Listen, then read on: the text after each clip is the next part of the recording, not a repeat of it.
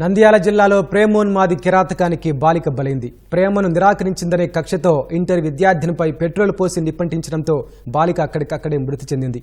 యువకుడికి మంటలంటుకోవడంతో కాలిన గాయాలతో ఆసుపత్రిలో చికిత్స పొందుతున్నాడు. నంద్యాల జిల్లా నందికొట్కూరులో ప్రేమోన్మాది రెచ్చిపోయాడు. ప్రేమించలేదని బాలికపై పెట్రోలు పోసి నిప్పంటించాడు. కర్నూలు జిల్లా వెల్దుర్తి మండలం సామర్లకోటకు చెందిన 17 ఏళ్ల బాలిక నంద్యాల జిల్లా నందికొట్కూరులోని ఓ ప్రైవేటు కళాశాలలో ఇంటర్ 2వ సంవత్సరం చదువుతోంది. వెల్దుర్తి మండలం కలుగొట్లకు చెందిన రాఘవేంద్ర ఫంక్షన్లకు డెకరేషన్ పనులు చేసుకుంటూ జీవిస్తున్నాడు. కొంతకాలంగా బాలిక వెంటపడుతూ ప్రేమ పేరుతో వేధిస్తున్నాడు. బాలిక తల్లి ఆమెను నందికొట్కూరులోని అమ్మమ్మ ఇంటికి పంపి చదివిస్తున్నారు. 6 నెలల క్రితం రాఘవేంద్ర నందికొట్కూరుకు వచ్చాడు. అక్కడ కూడా వేధింపులకు పాల్పడుతూ ఉండడంతో అవ్వా తాత విషయాన్ని బాలిక తల్లిదండ్రులకు చేరవేశారు. స్నేహితులెవ్వరినీ ఇంటికి రానివ్వొద్దని బాలిక తల్లి సూచించింది.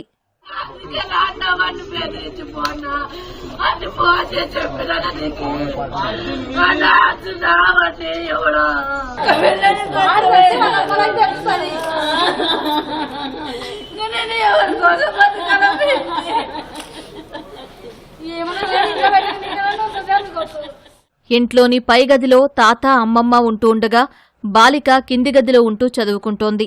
ఆదివారం అర్ధరాత్రి దాటిన తర్వాత రాఘవేంద్ర గది వద్దకు చేరుకున్నాడు. తలుపు కొట్టడంతో నిద్రిస్తున్న బాలిక గడియ తీసింది. కొద్దిసేపటికి అరవకుండా నోట్లో బట్టలు కుక్కి పెట్రోలు పోసి నిప్పంటించాడు. దీంతో ఘటనా స్థలంలోనే విద్యార్థిని మృతి చెందింది. పెద్ద ఎత్తున పొగలు రావటం, మంటలు అంటుకోవడంతో రాఘవేంద్ర బయటకు పరుగులు తీశాడు.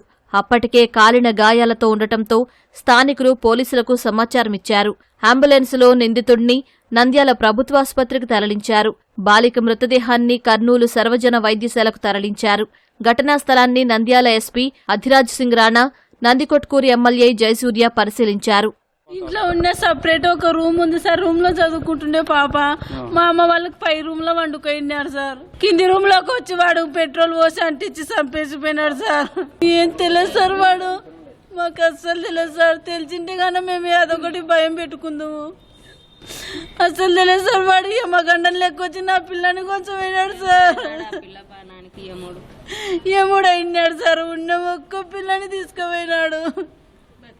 ఆ పిల్ల మీద నేను కొండంత ఆశ పెట్టుకుని బతుకుతుంటే ఎగ్జామ్లు ఉండేమా చదువుకుంటా అని వాళ్ళ అవ్వకి చెప్పొచ్చి చదువుకుంటున్నా సార్.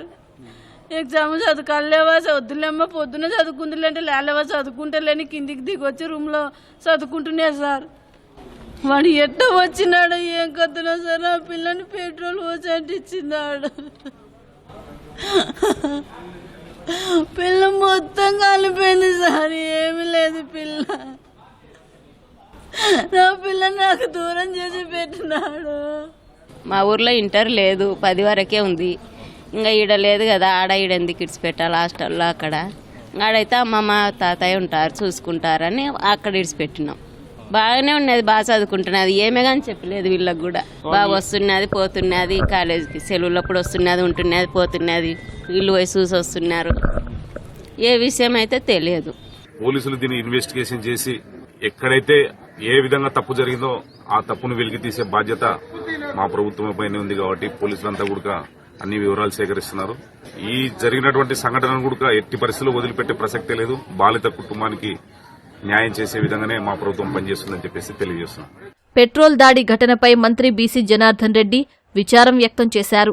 బాలిక మృతి అత్యంత బాధాకరమన్నారు. జిల్లా ఎస్పీ అధిరాజ్ సింగ్ రాణాతో ఫోన్లో మాట్లాడి వివరాలు తెలుసుకున్నారు. ఇలాంటి ఘటనలు పునరావృతం కాకుండా చర్యలు తీసుకోవాలని కోరారు.